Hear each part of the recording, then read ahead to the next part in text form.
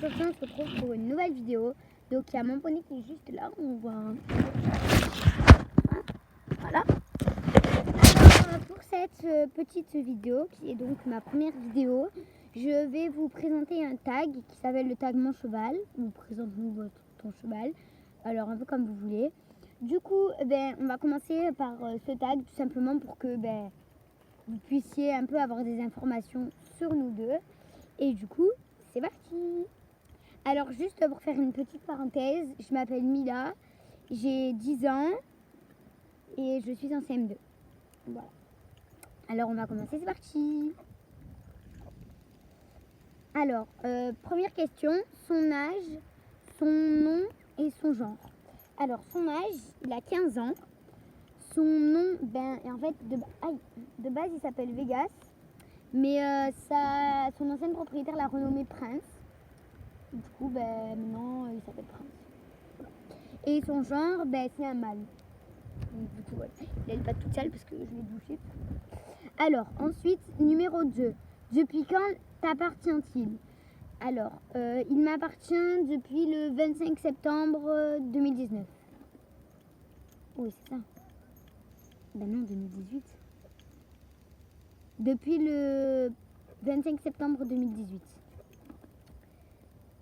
À quelle occasion l'as-tu pour mon anniversaire et Noël, quoi. Je l'ai eu en septembre et puis après, c'était mon cadeau. Tu te l'as acheté ou on te l'a offert? Comme je viens de vous le dire, du coup, c'était un cadeau. Quel âge avait-il quand tu l'as acheté? 14 ans. As-tu changé son nom? Si oui, pourquoi? Comme je vous l'ai dit, non. Non. Enfin, quelqu'un l'a changé, mais pas moi.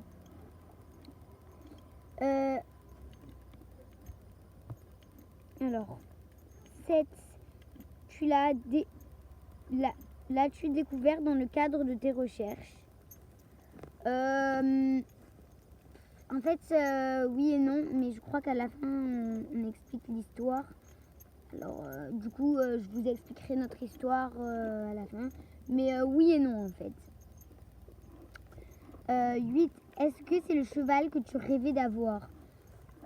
Niveau physique, oui. Niveau caractère, ouais, un peu. 9. D'où vient-il? Alors, c'est un poney ONC, donc non, on sait pas trop d'où il vient en fait. Pourquoi celui-là et pas un autre? Ça a vraiment été le coup de foudre en fait. Mais bon, je sais pas, je ne saurais pas vraiment l'expliquer parce que c'est vraiment... Ça a été le coup de foudre en fait. 11. Était-il parfaitement dressé? Alors non, pas du tout. Quand je l'ai récupéré au tout début, donc je l'avais pas acheté, il savait pas très bien galoper, non, il n'était pas du tout bien dressé. 12 défauts qualités. Alors, je dirais que son défaut, c'est que des fois, il en fait qu'à sa tête et il est vraiment, vraiment pénible. Et sa qualité, c'est que il est super gentil, quoi. Il a un cœur plus grand que lui. 13. Que comptais-tu faire en l'achetant? Alors, c'est un peu compliqué parce que quand je l'ai eu, en fait, on s'est dit que je l'allais l'avoir pour m'amuser, que... Enfin, en fait, j'avais pas vraiment de projet.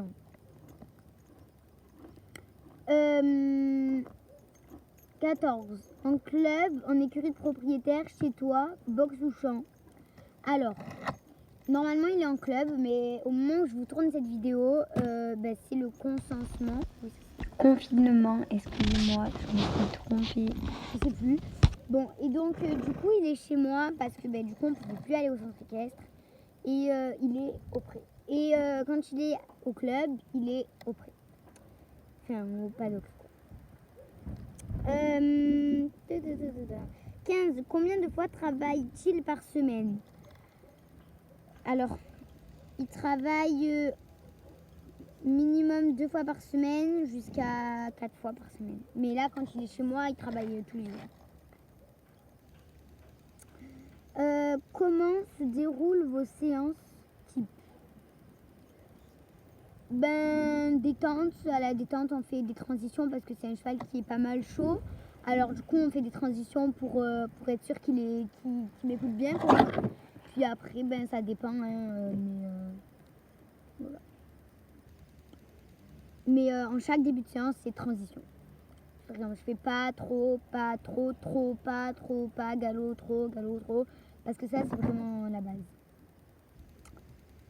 Alors, 17. Combien avez-vous sauté et combien sautez-vous? Combien avez-vous sauté au maximum et combien sautez-vous en moyenne? Alors, on a sauté au maximum 1m15, mais on s'était arrêté parce qu'on avait fait des parcours avant, parce que c'était un concours interne. Mais on peut aller plus haut. Enfin, on a fait 1m15 pour l'instant. Et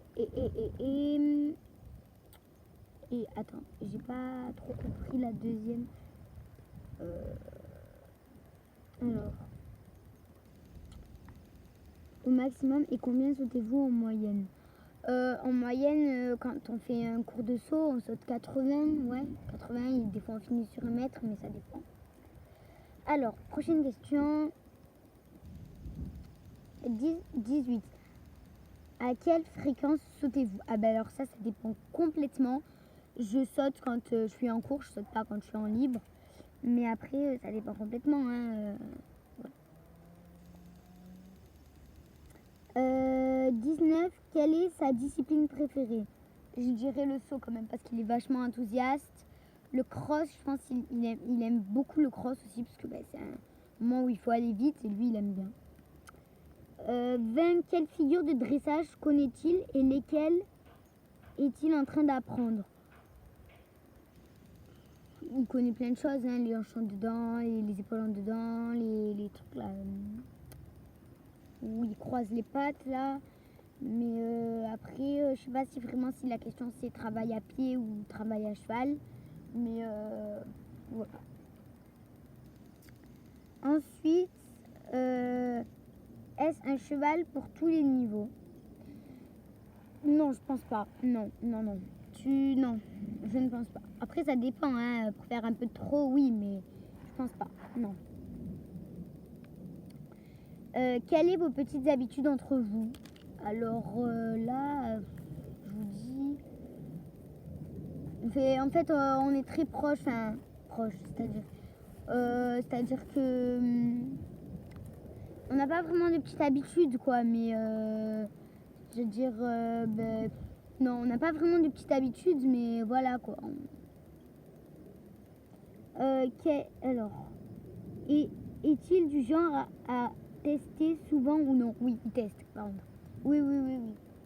Il teste quand même de temps en temps. Hein, quand il sait qu'il y a quelqu'un qui peut tester, quoi, il essaye pour voir s'il pense, pour voir quand même s'il peut avoir un peu de liberté, quoi. Es-tu déjà tombée avec lui? Alors oui, je suis déjà tombée. Comment ça s'est passé? J'ai pas vraiment de trucs à dire là-dessus. Je tombais, pour moi, tomber c'est apprendre. Donc si on tombe pas, c'est qu'on n'apprend pas. Donc pour moi, voilà, tomber c'est pas une mauvaise chose. Alors, et la dernière question,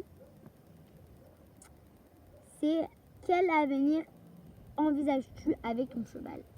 Alors pour sa retraite, j'envisage qu'il soit dans mon pré, tranquille, pépère, parce qu'il a eu une bonne vie avant. Alors voilà, franchement, je lui souhaite tout le bonheur du monde. Alors moi, je vais vous rajouter une petite question. Ça va être notre histoire, tout simplement. Alors, on va se poser. Prenez votre petit chocolat chaud parce que là, on en a pour pas mal de temps. Alors, je vous explique tout. Presse? Il doit rester là. Alors, avant, je montais de temps en temps chez ma grand-mère, mais elle habitait pas juste à côté de chez moi. Du coup, quand j'allais en vacances chez elle, je montais un cheval. Puis on est allé dans un centre équestre pour faire une balade et mon frère avait monté Prince. Et en fait, il faut savoir que quand j'étais petite, j'adorais le dessin animé l'Orange. Et en fait, la vedette, en fait, c'est un cheval tout noir avec une tache blanche ici. Alors du coup, moi, je voulais trop un cheval comme ça, exactement pareil. Donc c'est comme mes princes. Alors, je l'ai vu, je l'ai beaucoup aimé. Et puis du coup, quand j'ai grandi un peu, que je pouvais le monter, quand j'allais chez ma grand-mère, je le montais. Et je l'aimais beaucoup. Et du coup, la monitrice qu'il avait voulait le vendre. Alors, à peu près à ce même moment, mon père m'a dit, écoute, on voit que tu aimes beaucoup l'équitation, alors on va essayer de te trouver un centre équestre près de la maison. Et donc on est tombé sur la Tête Blanche. D'ailleurs, voilà, allez voir la Tête Blanche, c'est un centre équestre super. Donc, on est allé au centre équestre du domaine de la Tête Blanche et c'était vraiment le tout début. Alors du coup, on lui a montré Prince en vidéo, tout ça, parce qu'elle cherchait des poneys, la monitrice. Et donc, du coup, on l'a pris à l'essai. Puis, quelqu'un l'a acheté. Du coup, à ce moment-là, j'étais pas très contente parce que du coup, je pouvais plus le monter. Mais j'ai réussi à avoir une DP. Donc, du coup, je le montais de temps en temps. Puis, cette petite fille l'a vendu. Elle le vendait parce que elle avait un peu peur, il me semble. Et du coup, à ce moment-là, mes parents me l'ont acheté. Et depuis, on vit la belle vie. Donc, voilà. Du coup, c'est un peu la fin de cette petite vidéo. Du coup, je vous fais plein de gros bisous et je vous dis à très bientôt.